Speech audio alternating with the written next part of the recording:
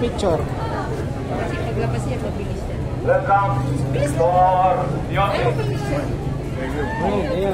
Oy, magandang araw sa inyo. Yun. Aga nyo ah. Morning.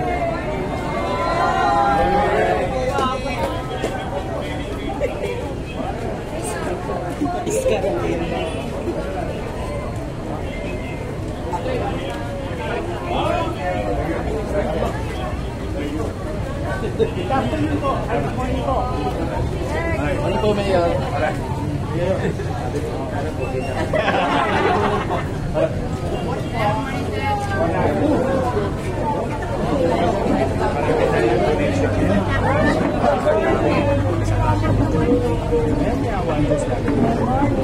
Sisipat kayo. Thank you. Ilong ka ba, Karayaan? Ilong ka. Eh, wala. Sa Lucien, hindi tatay ko.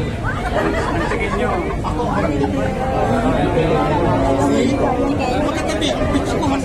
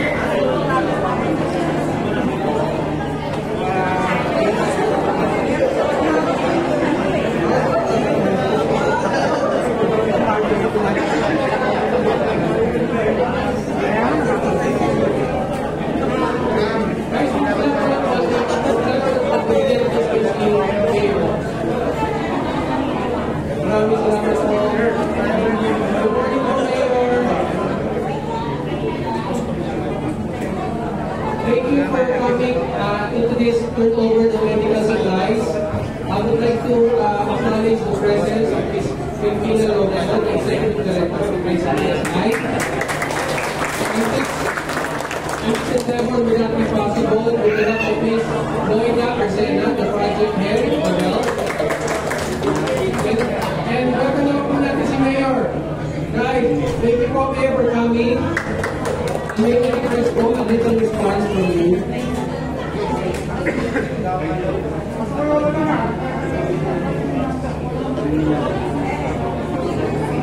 Yes. Good morning. Salamat sa Diyos dahil patuloy tayong nabibiyayaan sa ating mga pangangailangan at Iawa din ng Diyos na patuloy tayong nakatawid sa kinakaarap ng pinansyal sa ating lungsod. Kaya natutuwa naman ako, hindi lang top taxpayer ang ICTSI. Top donor din natin sa lungsod ng Manila. For so many occasions and instances, ang ICTSI laging nasa likod natin. Tinutulungan tayo. Kaya tayo mga taga-Tundog, ay parang namin nyo ang mainit na pasasalamat natin sa ICTSI. Palakpakan ng malakas. Ayun nyo. Baka ka lang.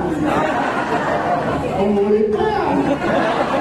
But we are very grateful to the ICTSI family and foundation, to CRG, Linia, on behalf of the people of Manila. Thank you very much sa inyo. Napakaganda.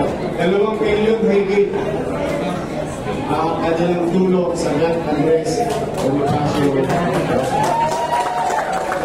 So, ang mga barangay officials na nandito, at sa ating mga doktor, nurses, and non-medical, o masaya pa kayo ng parang? Yes! Gusto niyo ba sumaya sa Pasko? Yes!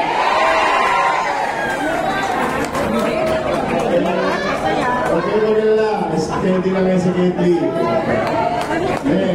Kami ni Director Padilla at ng inyong Director, si Lucky.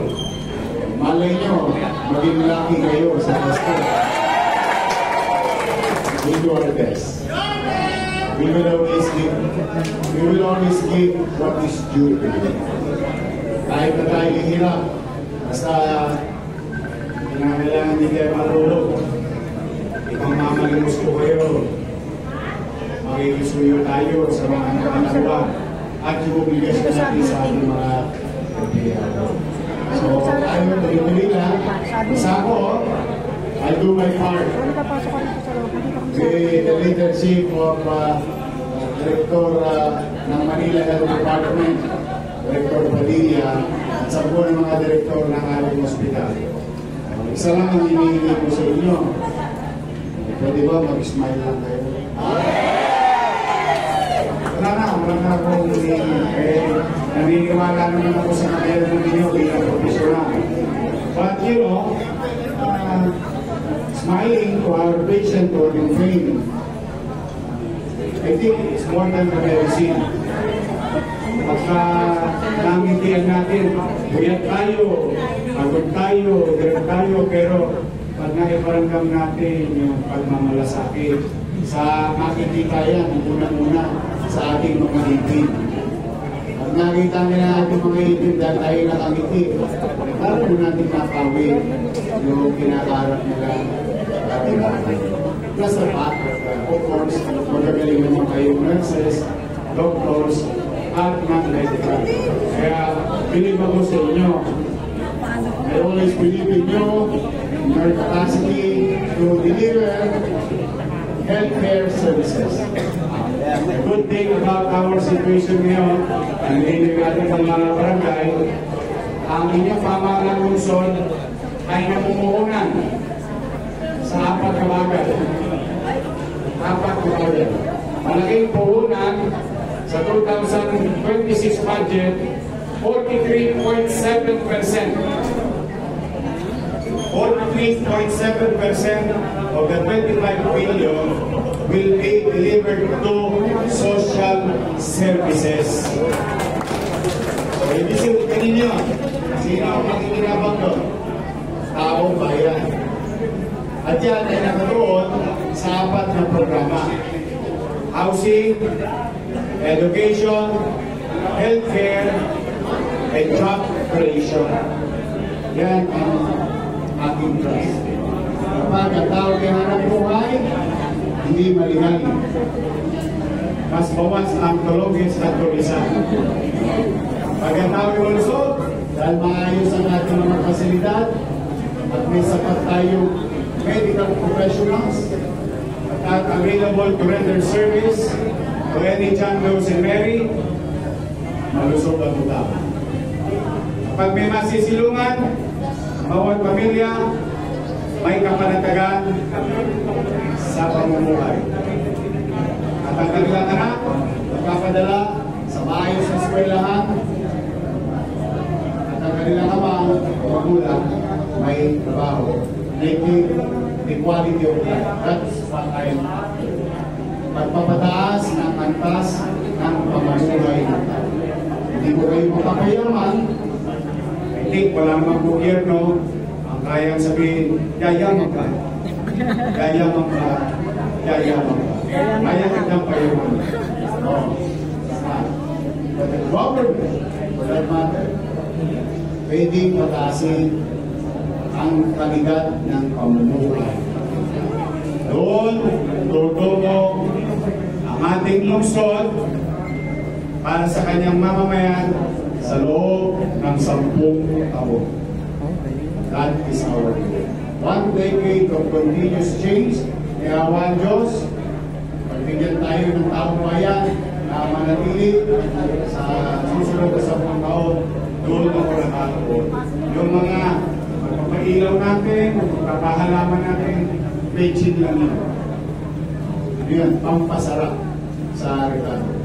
Tunay na rekado ng servisyo ng gobyerno is the quality of life ng bawat mamamayan. Kaya, kailangan ko ng tulong nyo. Pwede nyo ako tulungan. Please. Natanggap nyo na yung medical kit nyo. Mga barangay, parating ako para sa inyo. Pero, Chairman, Deski Chairman, Agawad, Secretary, Treasurer, XO, at saka lahat ng tanong, may padadala ko sa inyo. Ang paano, let's replicate their knowledge.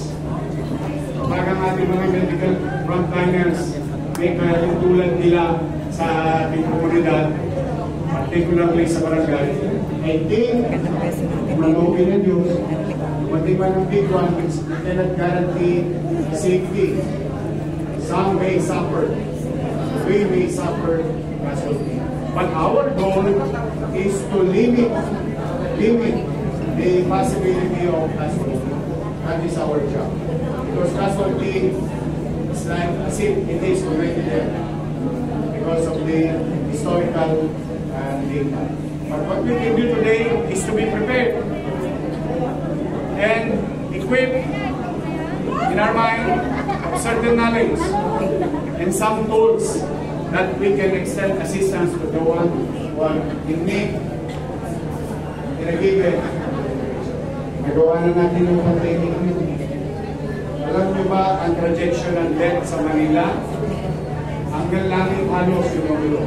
But because of you guys, yung mga medical frontliners, lahat na nasa medical frontliners, whoever you are, wherever you are, whether you're in the kitchen, in the bathroom, or in the operating room, because of you guys, napababa natin yung death toll ng puso ng Manila. Kaya nagawa na natin dati, kaya natin gawin ulit. Repeat performance lang. Pero for now, hindi natin alam kung kailan mangyayari. Ang importante, handa ba tayo? Yes! Importante in our heart, in our mind, handa tayo. And some acquisition of knowledge, training, awareness, I think it can add up. Makatutulong na pag-itawid natin ang ating mga mamamayan pag nangyari yung sinasabi.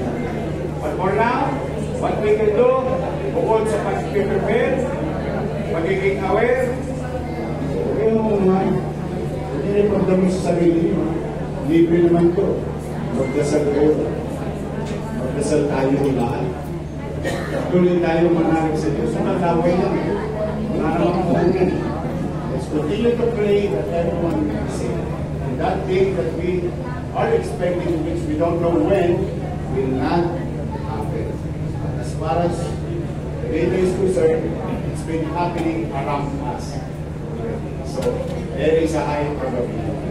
So always and always talk to your family, talk to each other, how to get care. That's the core. And in our workplace, how can we act in safety?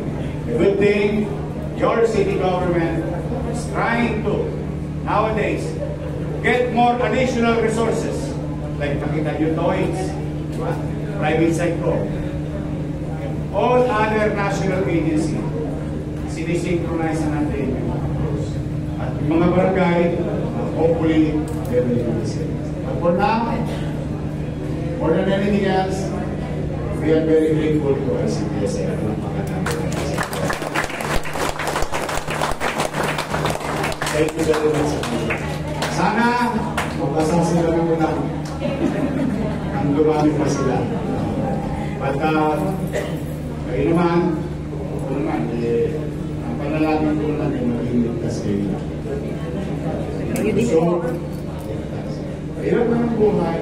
Importante, nakakawin lang. Yun ang feeling ko, no?